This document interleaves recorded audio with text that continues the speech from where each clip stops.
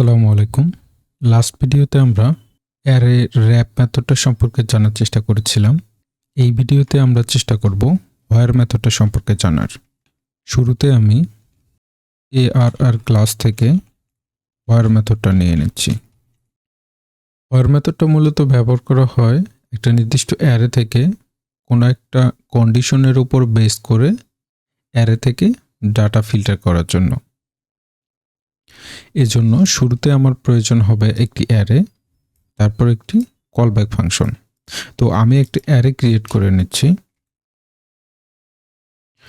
নাম দিচ্ছি orders data. তো আমি যদি আইডি ইকুয়াল অন, আমার যদি নির্দিষ্ট কিছু সংখ্যক অর্ডার থাকে, সাপোজ অর্ডার নাম্বার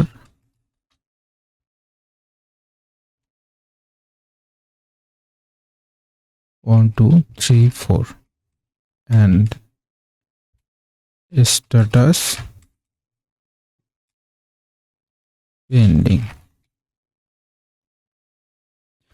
আমার যদি এরকম আরো কিছু অর্ডার থাকে,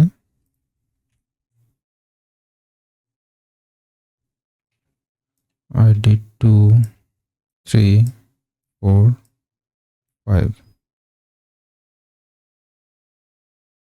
5 6 7 8,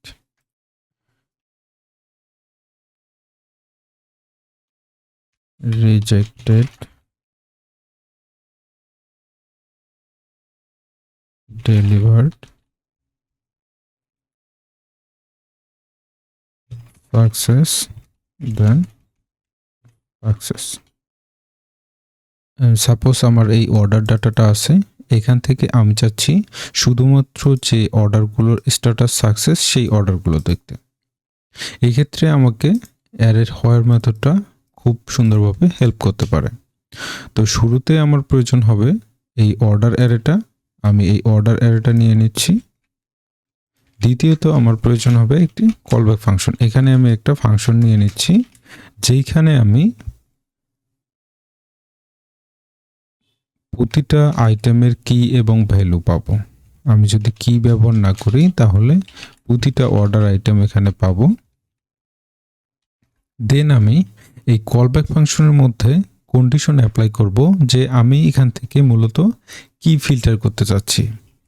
এইখানে আমি যদি রিটার্ন করি যে এই যে অর্ডার আইটেম, এইখানে যে স্ট্যাটাস আছে সেই স্ট্যাটাসগুলো ইকুয়াল সাকসেস কিনা। যদি সাকসেস হয় তাহলে আমি এইখানে এই দুইটো আইটেম পাবো। আমি যদি এইটা রেজাল্ট নামের একটা ভেরিয়েবলের মধ্যে নাই এবং এইটা ডিডি করি তাহলে আমি রেজাল্ট হিসেবে পাবো 4 এবং 5 নম্বর আইটেম। তো আমি যদি ব্রাউজারে একটু রিলোড দেওয়ার চেষ্টা করি তাহলে আমি এইখানে পাবো অর্ডার আইডি 4 এবং অর্ডার আইডি 5। এখন আমার যদি এইরকম হয় যে না, আমি চাই শুধুমাত্র রিজেক্টেড অথবা ডেলিভার দেখতে, সেক্ষেত্রে আমি এই কন্ডিশনের উপর বেস করে এই আইটেমটা পাবো। আমার আইডি 2 হচ্ছে রিজেক্টেড। এখন আমরা চাইলে আরও বেশ কিছু জিনিসের উপর এইভাবে ফিল্টার করতে পারি।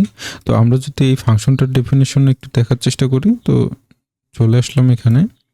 এইখানে আমরা দেখতে পাচ্ছি যে হোয়ার মেথডটা একটা অ্যারে নিচ্ছে এবং সেকেন্ড প্যারামিটারে একটা কলব্যাক নিচ্ছে। এর মধ্যে পিএসপির বিল্ট ইন একটি ফাংশন ব্যবহার করা হচ্ছে যেটি হচ্ছে অ্যারে ফিল্টার। এই অ্যারে ফিল্টার মূলত 3টা প্যারামিটার নিয়ে, প্রথমটা হচ্ছে অ্যারে, দ্বিতীয়টা কলব্যাক এবং তৃতীয়টা হচ্ছে মোড। প্রথমে আমরা যে অ্যারেটা পাস করেছিলাম সেই অ্যারেটা, দ্বিতীয়ত হচ্ছে কলব্যাকটা এবং তৃতীয় হচ্ছে মোড, অর্থাৎ অ্যারে ফিল্টার ইউজ বোথ। এই বোথ ব্যবহার করা হচ্ছে কারণ আমরা এই কলব্যাকের ভিতরে কি এবং ভ্যালু দুইটাই পাবো যদি আমরা বোথ ব্যবহার না করে শুধুমাত্র কি ব্যবহার করি, আমরা যদি একটু নিচে আসি তাহলে অ্যারে ফিল্টার ইউজ কি যদি ব্যবহার করি, সেক্ষেত্রে আমরা কলব্যাকের আর্গুমেন্ট হিসেবে এখান থেকে পাস করবে শুধুমাত্র কি।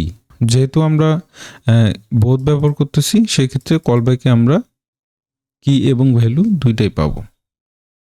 আমরা যদি রিয়েল লাইফ কোনো সিনারিওর সাথে চিন্তা করি, সেক্ষেত্রে আমরা বিভিন্নভাবে এই অ্যারের হোয়ার মেথডটা ব্যবহার করতে পারি। লাইক আমাদের সেমভাবে অর্ডারের স্ট্যাটাস দেখতে পারি, বা ইউজারের বিভিন্ন ধরনের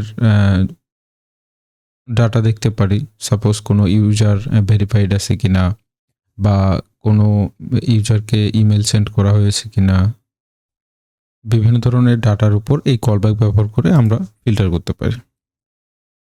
আশা করি ভিডিওটা সবার কাজে আসবে। আপনাদের যদি এই ভিডিওটাতে কোনো অংশ বুঝতে প্রবলেম হয়, ভিডিও কমেন্ট বক্সে কমেন্ট করবেন। আমি চেষ্টা করব ইনশাল্লাহ আপনাদের কমেন্টের রিপ্লাই দিতে। ধন্যবাদ ভিডিওটা দেখার জন্য।